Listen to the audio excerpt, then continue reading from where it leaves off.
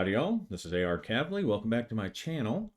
And today we're going to do a review, but this time it's going to be of an online tool set that I have used a lot.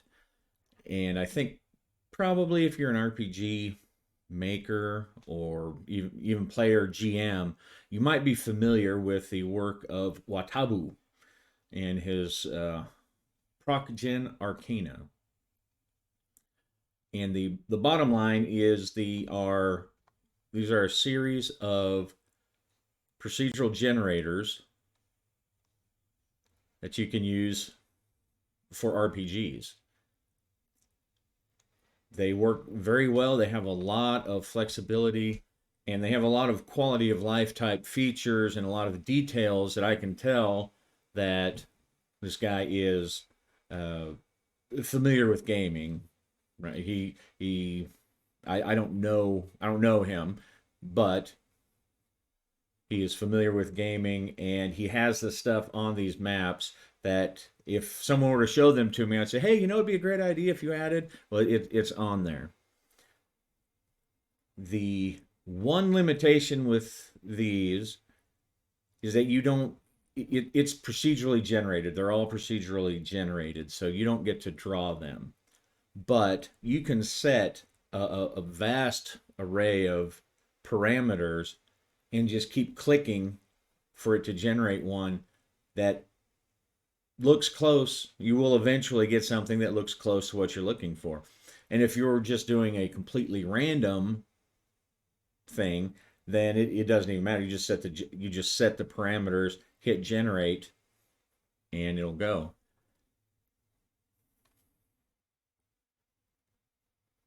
All right. His name is Oleg Dolia.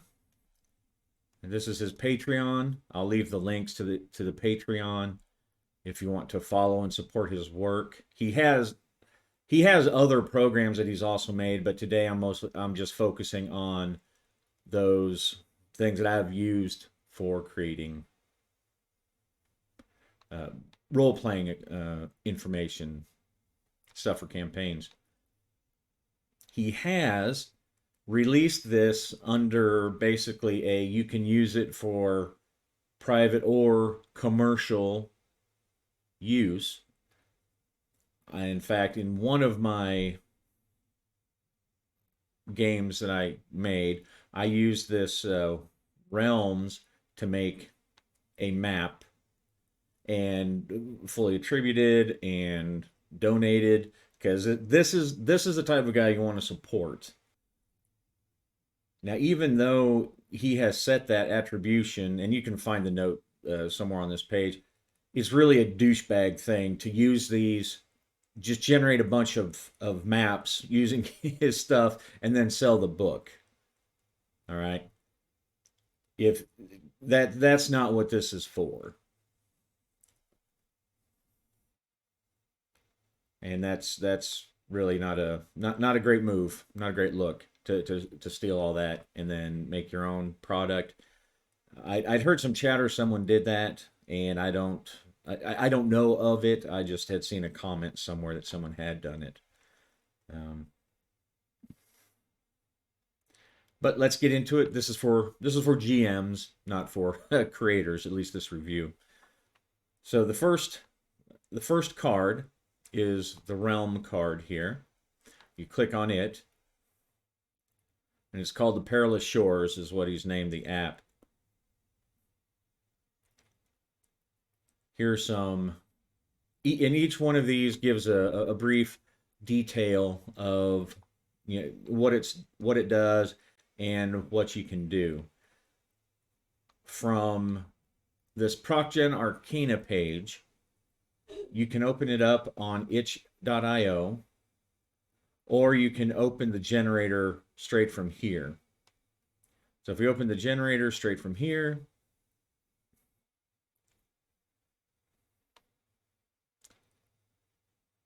it generates a map.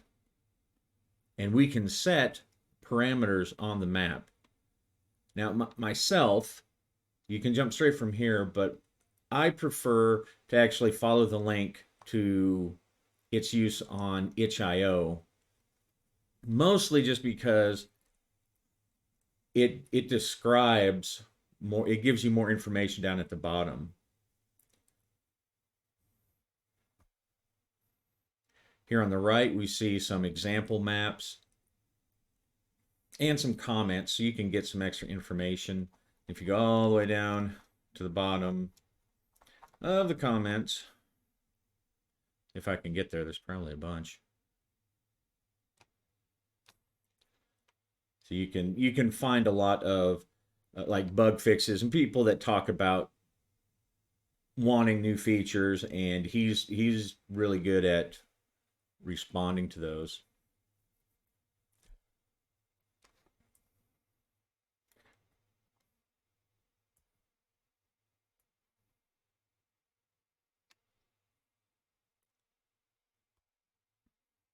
And right here, here's the support the generator button.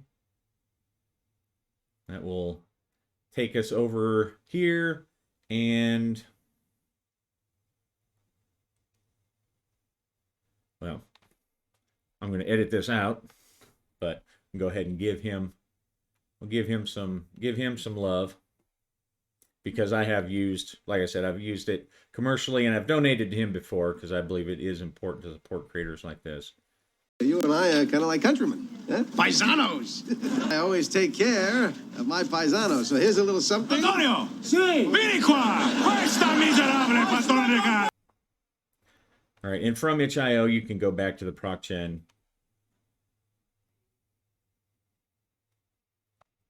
So when you first go on to the page, it will generate a map for you. If you want to change some parameters of this map, here's a handy little link here.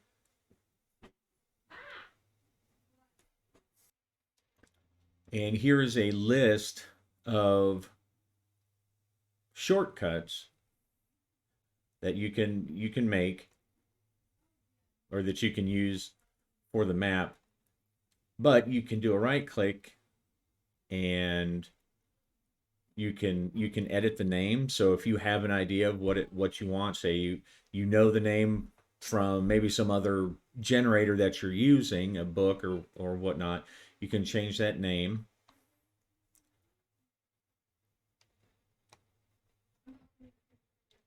And you can show different the parameters.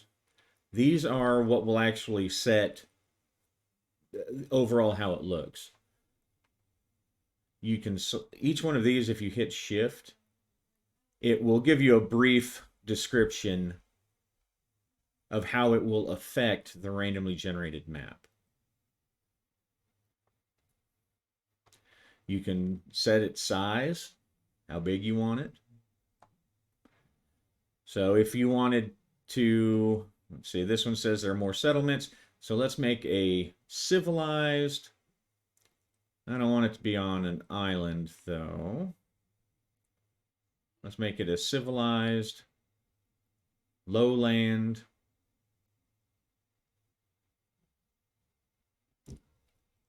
And we'll say it's perilous. And we'll generate another.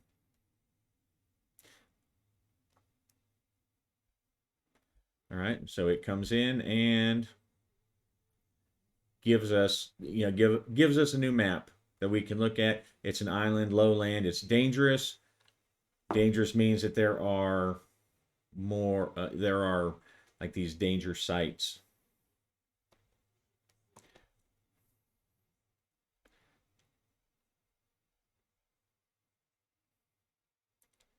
And now the labels, you can change labels. So you don't want any on there at all. You can make them straight, and you can make them curved, so they look kind of like a map.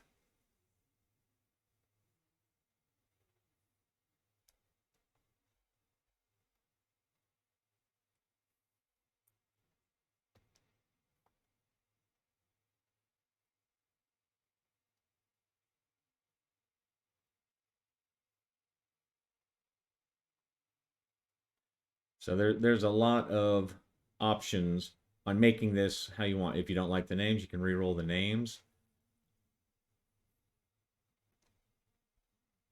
You can select the city with the right click, and it'll give you a different menu. You can change the name if you don't like it. You can change what it is. I want this to be a big city. And you can even tell it if it has connections to the surrounding areas. So now we see that it's become a city. You can put the roads in there. I mean, this thing is just a wonderful, wonderful app. Now, the one that I had made, I exported it, and then I did a little bit of work to change the names in a graphics editor. But I mean, you can just get a lot. So this is a whole region, and here is something else that is just just really cool.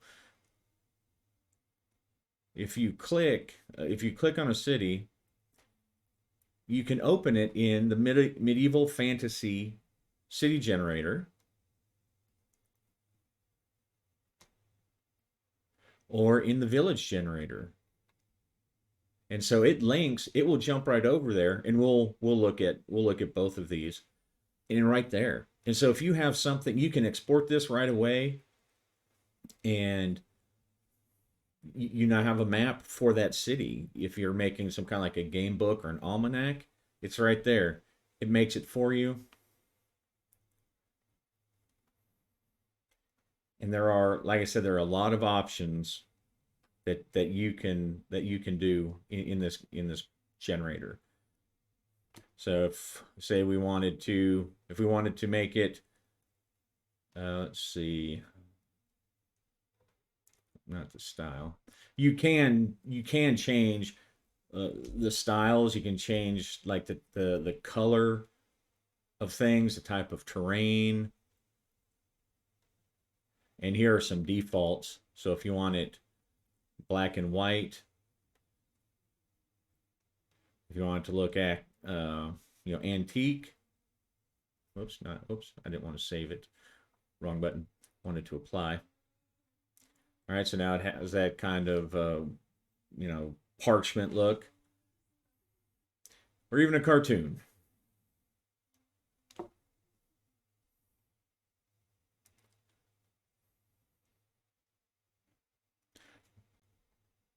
So just a lot of great options on this generator.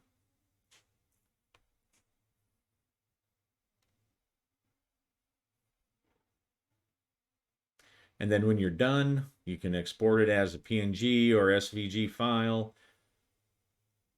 And then, if you need it for something else, say your VTT doesn't like PNG or whatever, you can edit it and save it as a different type. You can change the type of trees. All right, change it to that's where it's individual trees, as opposed to making it, well, like it was. So just a lot of great things here. And you can add it to an almanac. So if you're making your own, it'll help you keep track of those things that are linked together.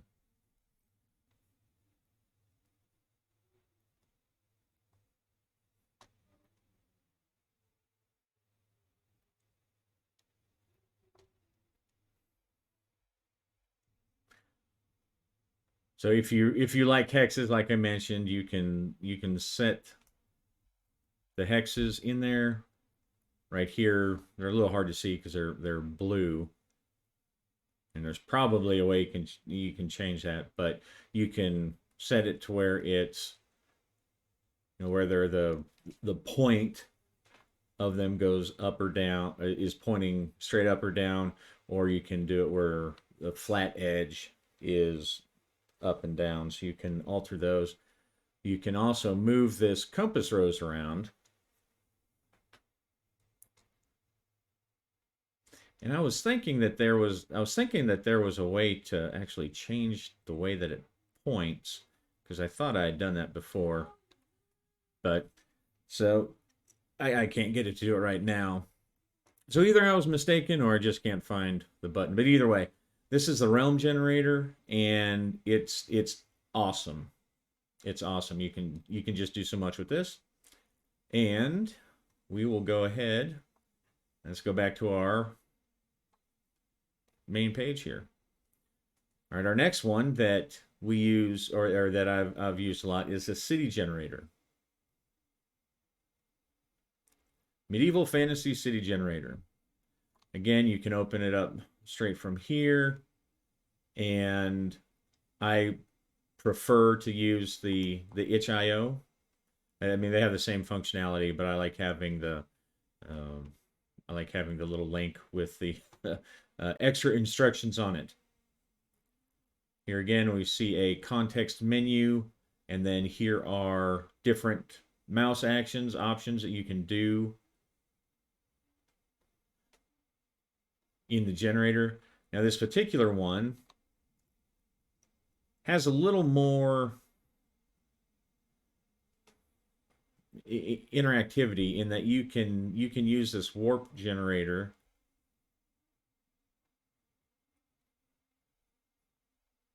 and move walls in and out. You can move parts of the city around. You can change the shape of things. So, right, you can really alter it if you want to do that. And some of it, is pretty specific. Like, say you just want one gate to go out a little farther, like right there, and I've got it. And if you have an actual city that you want to, say, map or get something close to, you can adjust all that stuff.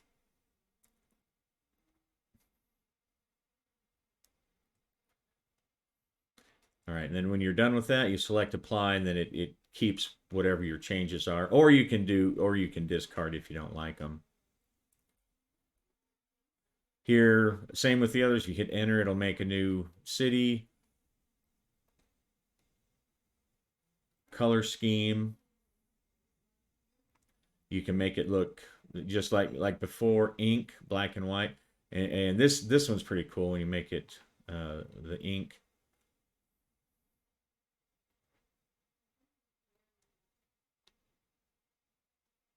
So again, you can do the different styles. You can these are the neighborhood. It gives you a name, and you can change it. You can re-roll all. You can hide them. You can add landmarks, which say do Jerry's Bar and Grill.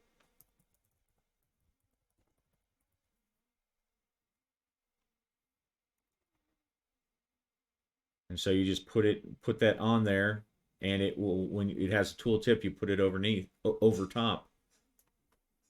I'm not sure how well that works when you export it.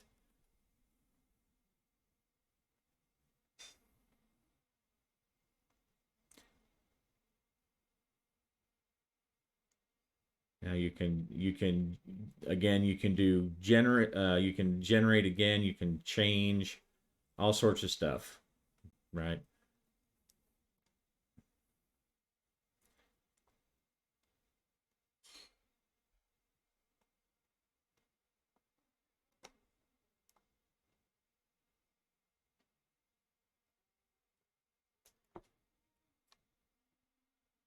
Let's see.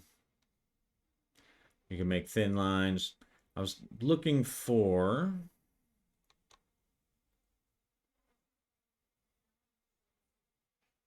style. These are the somewhere you can get to all of these through the different menus. You can and it divides the city up into different wards, so you can re-roll the whole thing. So shift click. So if I look at the Oakgate and I shift and click, it will just re-roll that section of the city instead of just making the whole thing.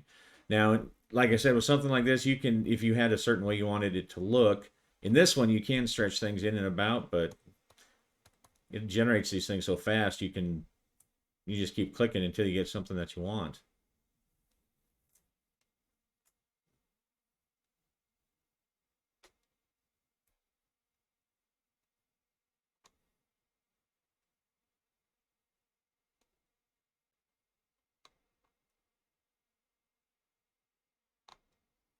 And again, with all these things, you just right click on the individual parts.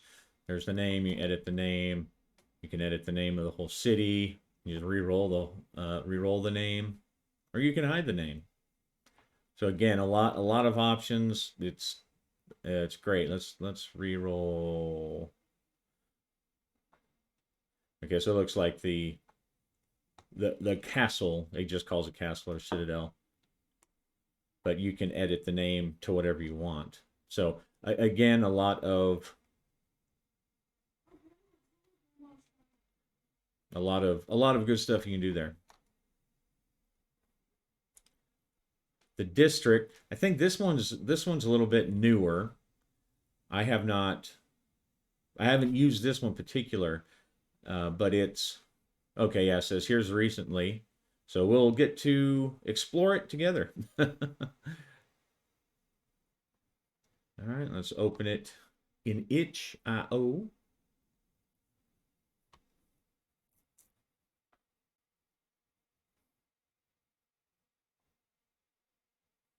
So this is the Dust District, and it just zooms in basically to make a ward from the city. Here's the link for keyboard shortcuts.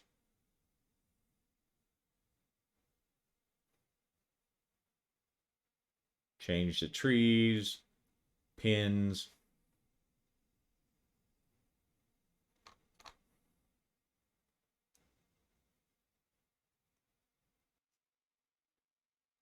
All right, so let's hit the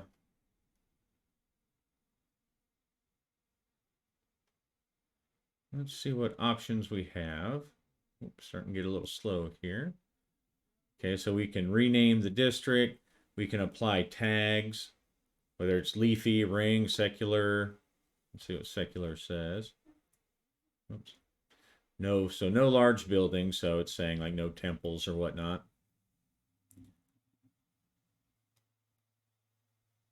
All right, so we can change that to street. Let's say a small street. Let's see what that one looks like. Oh, hey, look at that. All right, so you can just generate down to a, well, like it says, a small street.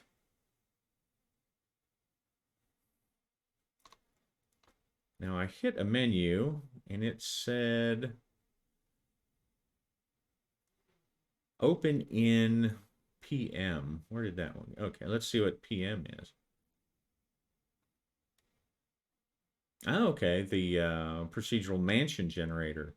So that's cool. So you can link if there's a mansion, a larger building, you can link it into the mansion generator, and we'll get to that in just a second. Well, not just a second, but here momentarily. All right, so that's the neighborhood generator. That's a pretty cool tool if you wanted to zoom in to a ward. That's cool. And it gives lots of details.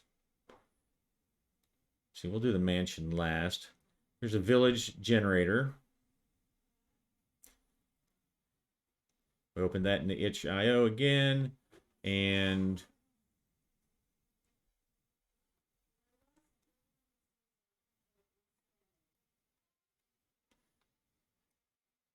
this is what we had opened up one of these from the regional map. It comes, it gives you information, gives you a size, and makes up a name. Now some of the things that you can change on this, you can rename the village and you can rename the population. So I've used it for different games. I've used it for Forbidden Lands. And so what I'll do is generally I will, because Forbidden Lands kind of gives you a number. So I'll use the Forbidden Lands village generator. It tells you how many people it is. And then I will come down here, use the tags, and I will decide whether or not it's small, medium, large. We'll say, so 210, Say maybe it's, say I'm looking for something that's close to 200. I can go in. It's made a number of houses that it thinks is probably going to be about 210 people. I can go in. I can rename the village, and because it's, I'm going to say it's 200 because that's what my Forbidden Lands rolled. We see it gets updated there. Some of the other options, we can change trees so it's either in a big forest,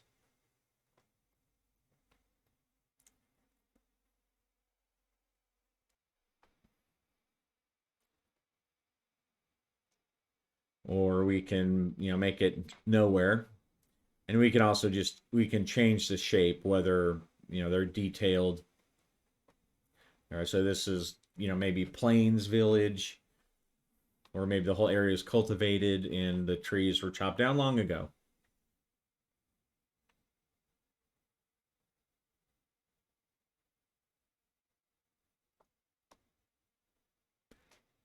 And each one of these buildings, if you right click on the building, you can open it in the manor generator.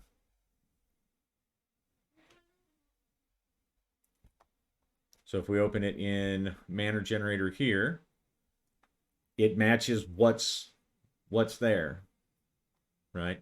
So it's kind of like it's a farm building, and pretty close. This is kind of square compared to, but I'm not gonna quibble for that, because when we get to the manor generator, we'll find out we can actually move that stuff around somewhat. And again, if there's just something you don't like, say we want an uncultivated, say it's a hunter gatherer. We'll make it a small hunter gatherer fishing village.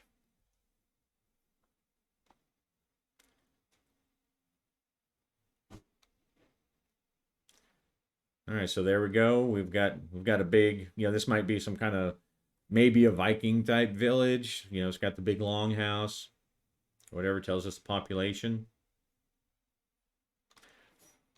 So that's the village generator. This is probably the one I've used the most out of all of them, because as people are traveling along in different games, it's great to just come up with a village on the fly.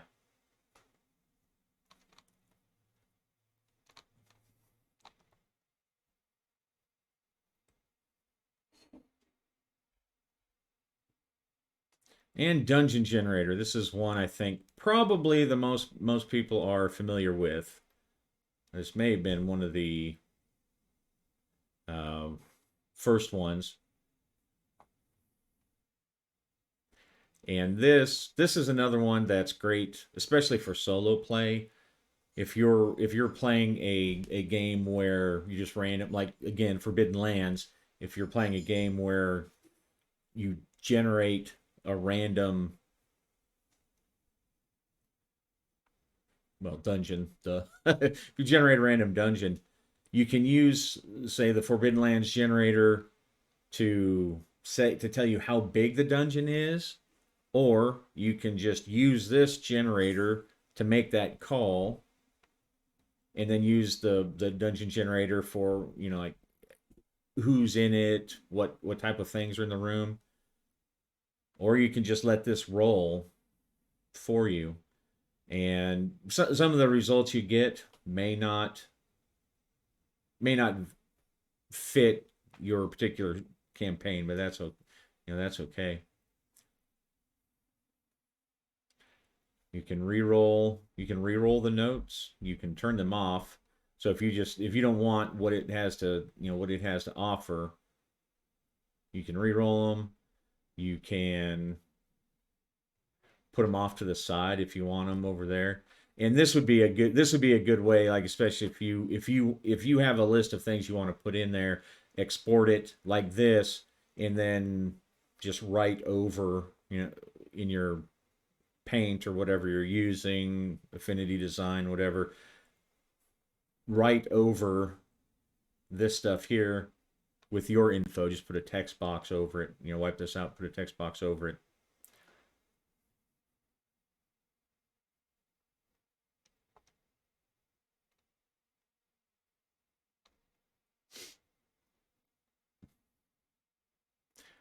Let's see the types of tags. You can have multi-level, and the multi-level just means that it has a two steps, two sets of stairs. So you would just generate one, and then go to the you make a new dungeon from there. You can anywhere inside of a room you can add a note, say a giant tick.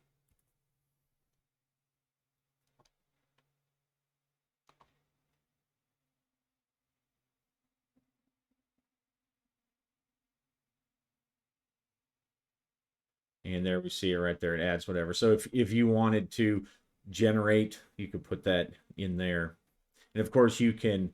It's also great because you can put all the notes in the rooms you want, and then you can generate without the legend if you want to just show your players like a player map versus a GM map. So let's make a tomb secret level or single level. Let's make it crumbling. And again, if you hit shift and click on any of these things, it will give a brief description of what the options mean down here at the bottom.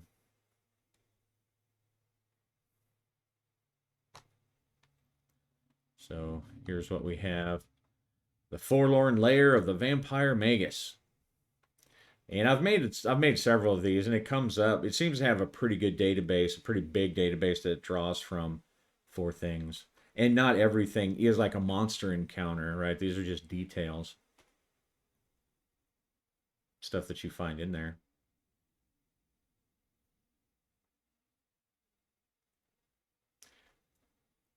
Again, you can make it, you can make it look ancient and the different types. Let's see what modern does. Okay, so that's more like modern publishing.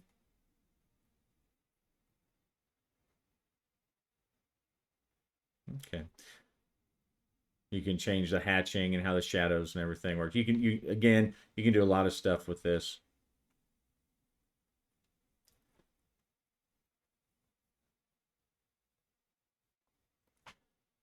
See, is there a way? Oh yeah, and that in this particular version, it's not you don't re-roll.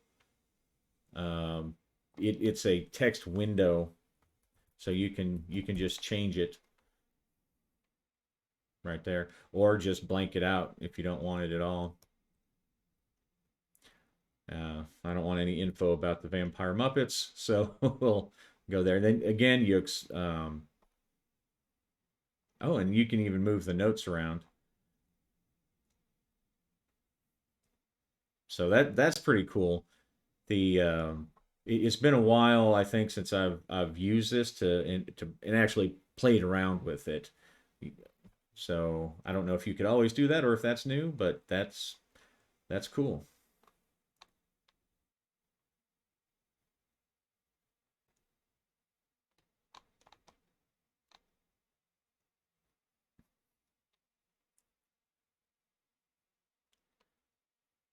And our final one, we'll take a look at the mansion generator. Now we saw from the village generator and the city generator that you can do a right click on those and it will jump to this and make one for you. We'll open that guy up in itch.io.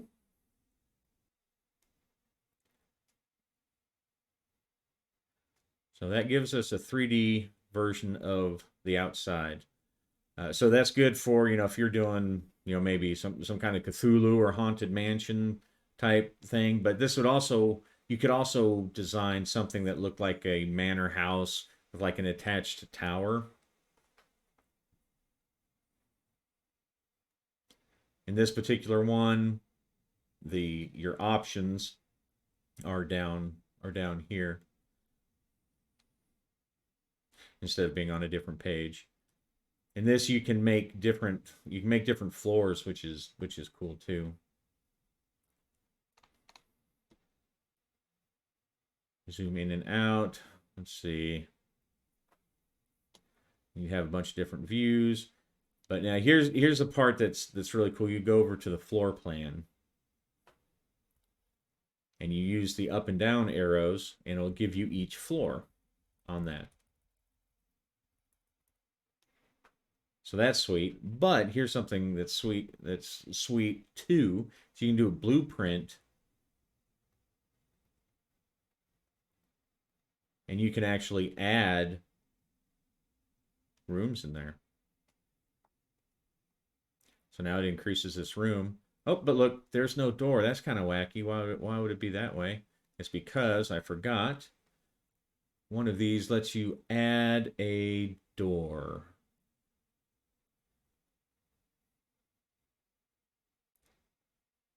Okay. Shift click marks a cell as a tower, and then control click marks a wall as a door. So I'm going to put a door right here.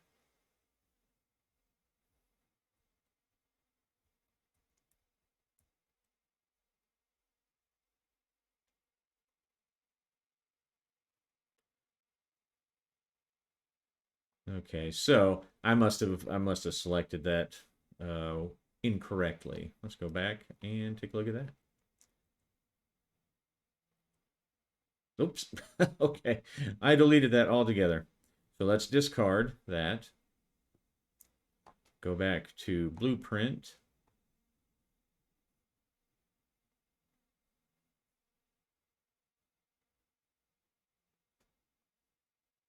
And you can see each one of these commands are kind of broken up into the uh, function, what overlay you're in, whether you're doing the 3D view or the mapping or blueprint view. All right, so shift click marks a cell as a tower or a door. So, okay, so backspace clears. And here's also something too. You can start with a blueprint and just draw the blueprint in however you want, and then it will generate the mansion from that. So that's pretty cool. You can work both ways.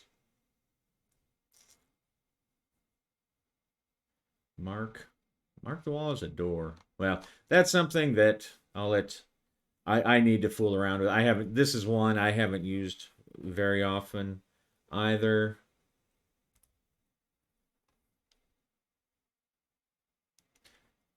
All right, so now I've just made a random, just threw in some stuff. Well, I didn't make it random. I just scribbled it in.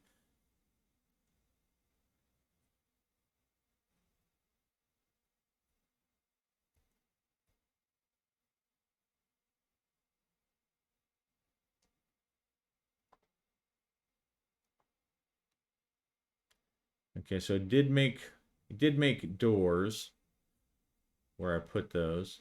Okay.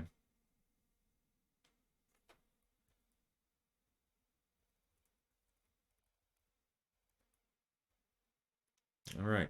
So that's the last one, the manner generator. Let's see, how do I get back to looking at the 3D view from outside?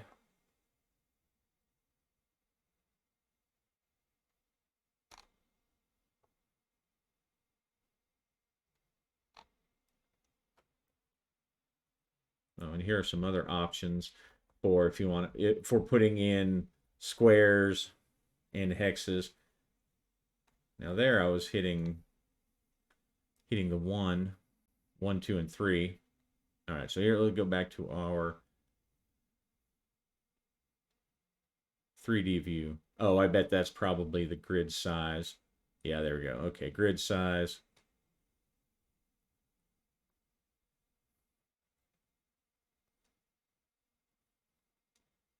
We'll go back to our 3D view.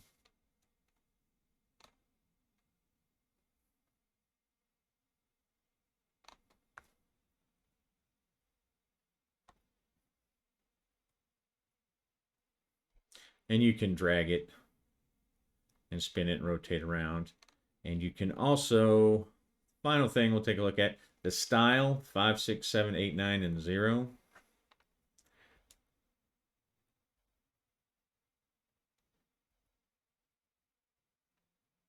So if you wanted to make, it actually kind of reminds me of the the first arena, before Daggerfall, but Elder Scrolls Arena. The buildings there, if you went to one place, it was kind of the same building, just a little different color. But you can make it snowy, you can make it nighttime. I like that one especially. I like the nighttime ones. That's perfect for, spooky mansion time.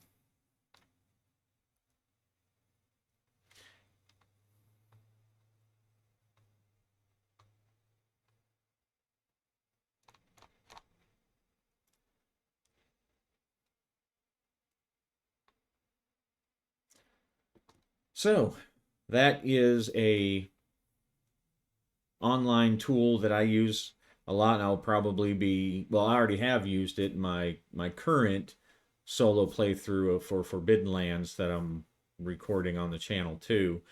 I made the home village of the characters. There is just a lot of powerful tools, a lot of great linking, and he has other apps, does Oleg Dolia, on his itch and on his Twitch and or his itch, sorry, Twitch, his itch.io. He has other projects and he has some other links on his Patreon. So, if you use some of these, please support him every now and then. Drop him a couple bucks, because this is the kind of stuff that's great to have for our hobby. And I'll say thank you, Oleg. This is great. I've used your stuff for a while now, and I hope you keep continuing to make those things. I'll leave links to everything down below, and I hope you enjoyed this review and it was useful, and I hope it helps you make your own games better. Thanks for being along. Happy gaming.